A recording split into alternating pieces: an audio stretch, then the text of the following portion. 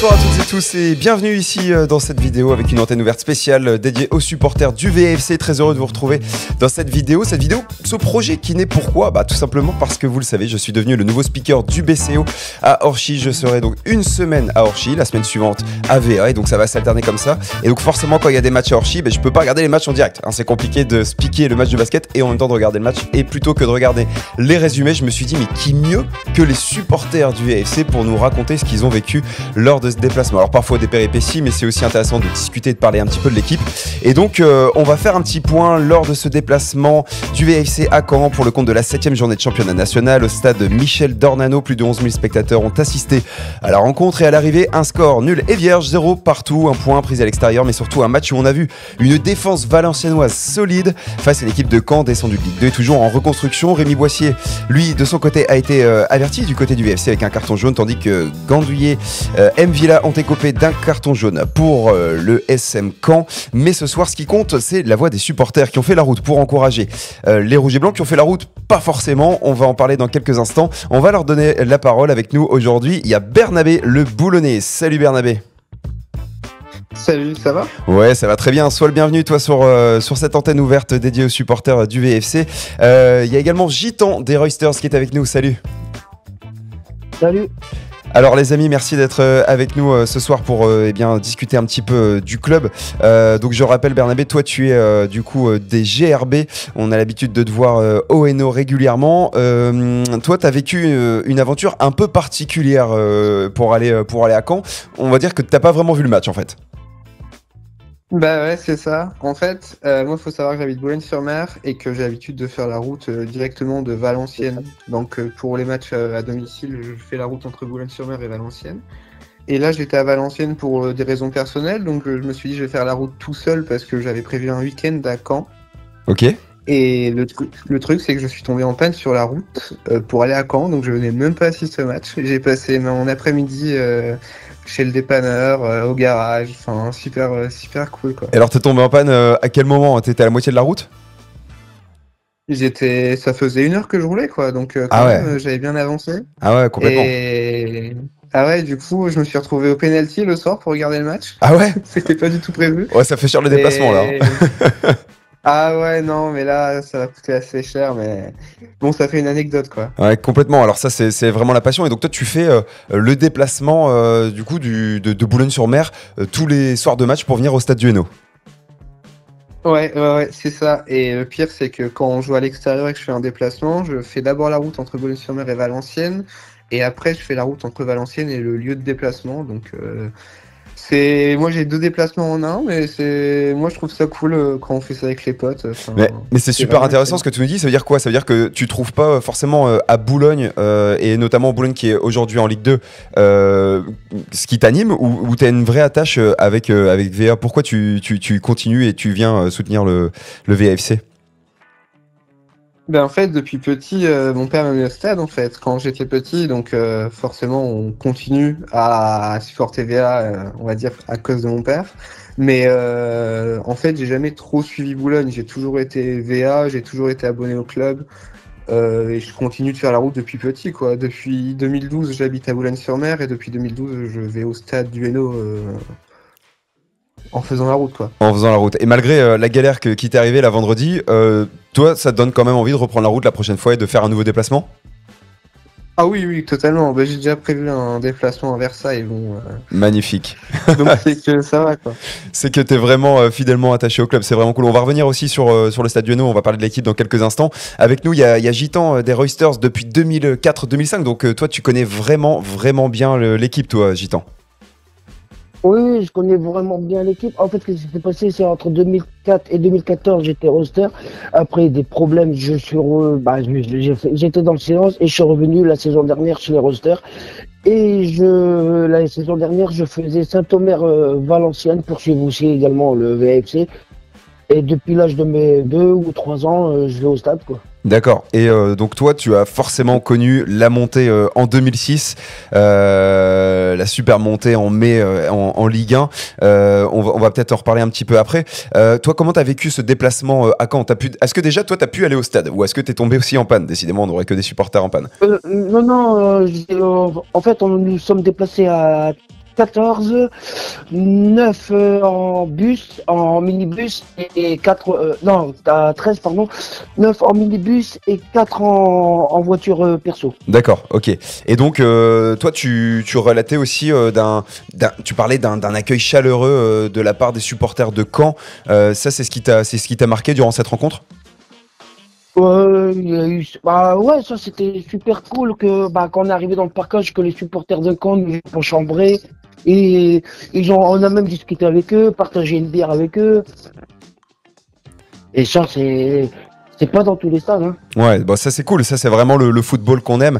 Et par rapport au match, alors par rapport à toi, ce que tu as vu, l'équipe, comment tu l'as trouvé? Qu'est-ce que tu veux? On a le 0-0 évidemment, mais on considère que c'est un bon point pris à l'extérieur qu'il faudra évidemment bonifier face à Villefranche vendredi prochain. Bah, par rapport par rapport au match précédent, je trouve que l'équipe s'est nettement améliorée en défense. En attaque, c'est pas encore trop ça. Parce qu'il y a un manque, pour ma part, il y a un manque de collectif. Parce que dans le dernier quart d'heure, t'as courté tout seul dans l'axe. Enfin, même pas dans le dernier quart d'heure, dans les dernières 5 minutes, t'as courté sur l'axe et t'as le nouveau, je sais plus trop son nom. Il a frappé, alors s'il faisait une passe en entrée, on repartait avec les 3 points, quoi. Ouais, bah c'est ça. Alors, j'ai regardé un peu les commentaires parce que du coup, forcément, j'ai pas regardé le résumé de match pour avoir l'authenticité de vos témoignages. Mais d'après ce que j'ai compris, c'est que ce match, on pouvait très très bien le gagner, mais on pouvait aussi très très bien le perdre. Et j'ai cru comprendre que Alex Coef avait fait un arrêt aussi décisif une fois de plus sur la ligne du but, quoi. Ouais, il y a eu ça et il y a eu la barre, mais sinon, mis à part ça, quand ils n'ont pas trop hésité, hein. Ouais, d'accord. Que du contre, hein. Ils étaient à domicile, c'était beaucoup de contre, hein. Ouais, ok. Et donc là, toi, ce que tu as vu, c'est vraiment une défense solide, enfin plus solide en tout cas que les matchs précédents où tu vois l'équipe qui est en train de grandir. Ouais, j'ai l'équipe qui est en train de grandir, mais après, maintenant, comme je te disais, le coach Moulin, il devrait s'accentuer un peu plus sur le collectif. Bon, ça, on va lui laisser toute la confiance qu'il a de notre part, évidemment, pour continuer à travailler. On voit de toute façon que ça prend et qu'il tente des choses. C'est vrai que de match en match, et ça, c'est vraiment un gros respect à lui, c'est qu'il tente des combinaisons, il tente des systèmes, et de match en match, même si c'est vrai qu'on est passé par des moments difficiles il y a quelques semaines, et on n'est peut-être pas encore sorti de ces moments-là, on va continuer de travailler, mais disons qu'il tente des choses. Et c'est vrai qu'à chaque fois, nous, on est surpris quand on travaille la composition et quand on prépare la composition et quand on l'a officiellement, on voit que voilà, il y a des changements et notamment, moi je voulais revenir avec ça et du coup Bernabé, tu peux en parler avec nous, de Ilan El Hadari, franchement sacré joueur auprès du Paris FC, et sincèrement il nous a évidemment délivré face au match vendredi dernier et donc ça nous a tous fait du bien parce qu'on avait tous besoin de cette victoire face au Paris 13 Atlético, mais on en parle beaucoup de ce joueur. Franchement, j'ai trouvé la compo mais excellente. Okay. J'ai trouvé vraiment qu'il y avait plus d'envie que d'habitude et que les joueurs étaient vraiment, on va dire, concernés par ce qui se passait sur le terrain. Et je sais pas s'il partage mon avis, le second supporter, mais moi j'ai trouvé ça excellent, quoi. Enfin, beaucoup mieux qu'en début de saison en tout cas. Et justement, Bernabé, juste avant de passer la parole à Gitan, toi, t'as pu regarder quand même le match sur ton téléphone? Enfin non, tu l'as regardé au penalty, c'est ça? En fait, je suis tombé en panne à 15h, je suis sorti du garage à 18h, je suis allé chercher une voiture de location à 18h30, je suis arrivé au penalty à 19h30 pile poil, quoi. Tout juste, ok, parfait, très bien. Et il y avait d'autres supporters avec toi au penalty? Oui, j'étais pas tout seul, il y avait une bonne quarantaine, cinquantaine de personnes. Ah ouais, cool, trop bien. Ah ouais, bien. non, c'était pas mal. Il y avait beaucoup de monde en terrasse et on était un petit peu à l'intérieur en train de manger des frites et de regarder le match. Super, vous aussi, si vous allez régulièrement au penalty pour les matchs extérieurs, n'hésitez pas, écrivez-moi pour passer sur l'antenne ouverte et nous décrire un peu ces soirs de match au penalty, comment ça se passe. D'ailleurs, je fais un petit aparté, il y a Alex qui nous avait envoyé un message pour lui donner lui un peu son ressenti. Il disait qu'il commençait à voir une équipe qui se construit petit à petit, qu'elle commence à avoir de la gueule, comme on dit. Et il a vu des battants sur le terrain vendredi et il espère que ça va durer comme ça. Il y croit. Il dit qu'on n'est qu'à la 7e journée, rien n'est joué, évidemment. On n'est qu'à la 7e journée, il faut se le rappeler. Et puis on a une équipe qui a été revue dans les profondeurs et donc on va laisser un petit peu de temps à cette équipe de se trouver, mais ça fait plaisir de voir ces commentaires, en tout cas sur notre équipe, c'est notre belle équipe les Rouges et Blancs. Et toi Gitan, du coup tu as la même analyse, tu partages l'analyse de Bernabé?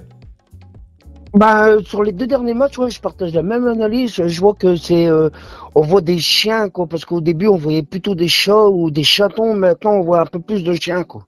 Bon, bah écoute, c'est très Et bien, on espère que ça va comme je continuer comme ça, disais, évidemment. comme je disais comme j'écris souvent un peu en message, oui, bah, au début, ouais, c'était un peu frileux, et puis après, il faut se dire aussi que la moitié de l'équipe, tout est nouveau.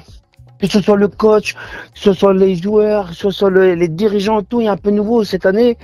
On va laisser prendre la mayonnaise. Maintenant, j'espère que la mayonnaise est prise. Et si vraiment on continue à jouer comme on a joué à Caen et comme on a joué Paris 13, je pense qu'on peut exploser une paire d'équipes, quoi. Eh bien, écoute, c'est tout ce qu'on nous souhaite évidemment. Le prochain rendez-vous, c'est au Stade du Hainaut, c'est vendredi prochain pour eh bien la réception de Villefranche, qui d'ailleurs, attention, point de vigilance, a battu Sochaux 1-0, il me semble. Donc, on va rester évidemment sur nos acquis des 2 derniers matchs, avec notamment cette victoire face au Paris 13 Atlético et ce match nul qui est, à mon sens, justifié. On aurait pu aller le chercher, mais on va pas se plaindre. Le point du match nul à l'extérieur au Stade Malherbe de Caen, c'est une très très belle opération. Merci à tous les deux et franchement merci à vous de porter les couleurs rouges et blanches à l'extérieur partout dans l'Hexagone. On aura peut-être le plaisir de vous retrouver durant la saison, puisque vous allez continuer vos déplacements évidemment. Et puis si vous aussi vous souhaitez m'écrire pour donner votre ressenti et puis prendre la parole ici sur l'antenne ouverte dédiée aux supporters du VFC, eh bien n'hésitez pas,